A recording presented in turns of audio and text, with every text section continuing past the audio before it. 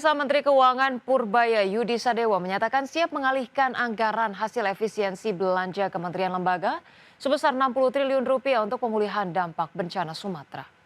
Purbaya memastikan anggaran pemulihan bencana akan berasal dari APBN. Adapun untuk tahun ini Purbaya menyebut BNPB telah mengajukan anggaran 1,6 triliun rupiah. Menkyu juga masih menyediakan anggaran 1,3 triliun rupiah untuk bisa diminta BNPB tahun depan.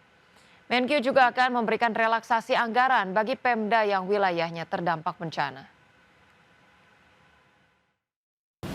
Sebenarnya kan dari APBN, kan waktu begitu APBN selesai di DPR, kita pelajarin, kita sisir semua program-program kementerian lembaga. Ternyata masih banyak program-program yang nggak jelas, rapat nggak jelas. Udah kita sisir semuanya, even sebelum bencana udah kita kumpulkan 60T dari situ. Jadi siap-siap mau dieksekusi apa enggak. Jadi begitu dibutuhkan 60T yang disebutkan oleh.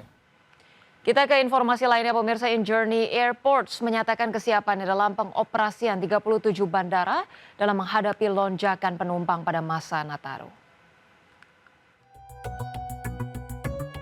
Journey Airports menyatakan kesiapannya dalam menghadapi lonjakan penumpang selama masa libur Natal dan Tahun Baru. Kesiapan tersebut meliputi kesiapan fasilitas, personel, hingga sistem teknologi informasi di setiap bandara.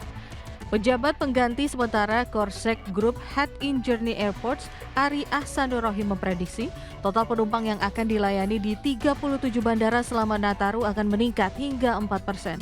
Sementara untuk Bandara Internasional Soekarno-Hatta, jumlah penumpang diprediksi meningkat 4% dan Bandara I Gusti Ngurah Rai sebesar 3%. Kalau peningkatan secara angka sebetulnya dari API itu peningkatan penumpang itu sekitar 4%. Untuk yang pergerakan pesawat itu 2%. Nah, kalau Cengkareng prediksi kita akan tumbuh di angka 4%, kalau Bali 3%, dua bandara terbesar. Sementara itu, Sekretaris Direktorat Jenderal Perhubungan Udara Kementerian Perhubungan Ahmad Setio Prabowo memastikan kementerian akan melakukan peningkatan frekuensi rem cek. Untuk kesiapan Nataru, khususnya di Direktorat Jenderal Perhubungan Udara, telah melakukan namanya ramcek. Dan ramcek ini sebenarnya adalah satu hal yang memang pengawasan rutin dilakukan terhadap semua kegiatan penerbangan, tapi khusus Nataru itu frekuensi ramceknya ditambah. Selama masa libur Nataru, Kementerian Perhubungan mencatat jumlah pesawat yang akan beroperasi sebanyak 368 pesawat dari total pesawat yang tercatat di Indonesia sebanyak 568 unit. Jakarta, Ricky Anwardi, IDX Channel.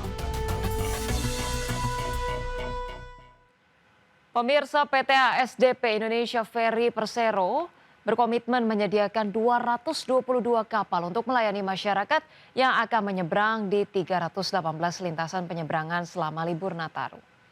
Kesiapan armada tersebut guna menghadapi lonjakan penumpang saat libur Natal dan Tahun Baru yang diprediksi meningkat 4,3% dan jumlah kendaraan yang diprediksi meningkat hingga 868.000 unit. Di mana kenaikannya yang terbanyak akan terjadi di kendaraan roda 2 sebesar 15%. Sementara untuk rute yang akan mengalami kepadatan diprediksi terjadi di Merak, Bakahuni, dan Ketapang Gilimanuk. Direktur Utama PT ASDP Indonesia Ferry Persero, Heru Widodo, mengatakan tiket penyeberangan pada masa Nataru 2026 akan mendapatkan stimulus 19% dari pemerintah dan akan dijual hingga pertengahan Januari 2026. Ya, untuk tiket kita dapat stimulus dari pemerintah itu sekitar 19% kepada para pengguna jasa, dan ini sudah kita buka mulai dari H-60 dari tanggal 1 November ya. 1 November sampai nanti pada bulan Januari pertengahan, sehingga para masyarakat nanti yang ingin menyelenggarakan Natal dan Tahun Baru liburan ini juga bisa mendapatkan stimulus. Pemirsa, PT Sinergi Multi Lestarindo Tbk bersiap menembus pasar ekspor minyak pada ataupun menjelang tahun 2026. Untuk mewujudkan rencana ekspor ini, SMLE menggandeng PT Kencana Alam Sakti sebagai mitra distribusi yang akan membantu menyalurkan produk ke pasar global seperti India, China, dan Eropa. PT Sinergi Multi Lestarindo Tbk bersiap menembus pasar ekspor minyak nilam menjelang tahun 2026.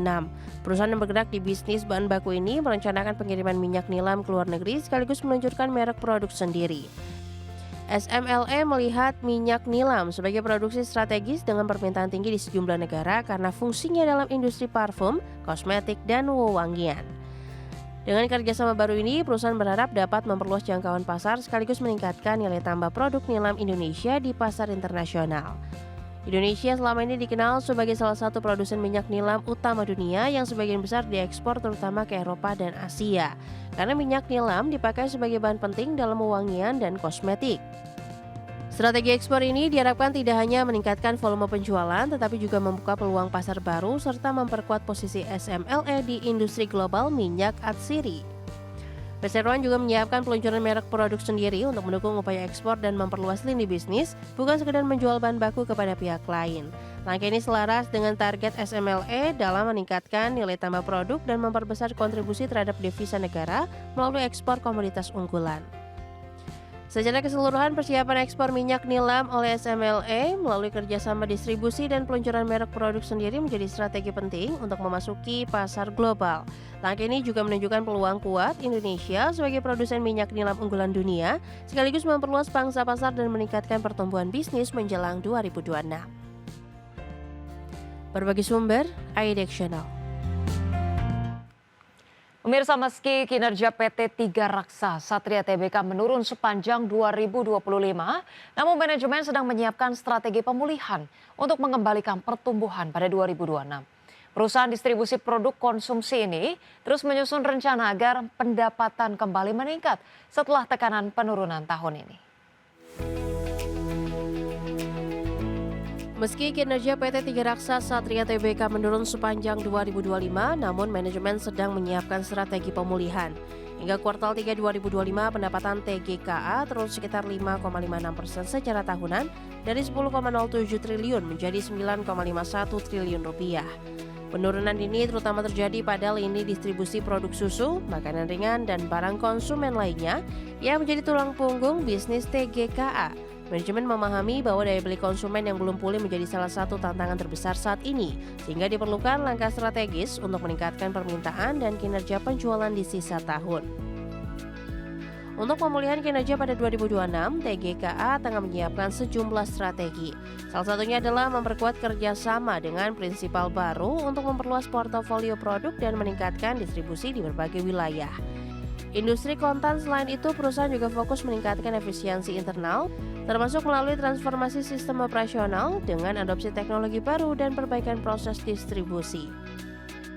TGKA optimistis permintaan konsumen akan mulai pulih seiring kondisi ekonomi yang membaik, sehingga langkah kolaborasi prinsipal baru dianggap penting untuk membawa kenaikan penjualan. Perusahaan juga terus mengevaluasi struktur biaya dan operasional distribusi agar tetap kompetitif di tengah tekanan pasar dan daya beli yang belum sepenuhnya stabil. Secara keseluruhan, Tiga Raksa Satria memetakan strategi menyeluruh untuk memulihkan kinerja di 2026 dengan memperluas jaringan prinsipal, meningkatkan efisiensi operasional, dan menyesuaikan struktur bisnis dengan kondisi pasar saat ini. Dengan langkah-langkah ini, TGKA berharap dapat kembali tumbuh secara signifikan setelah mengalami tantangan penurunan pendapatan di 2025. Berbagai sumber, IDX Channel.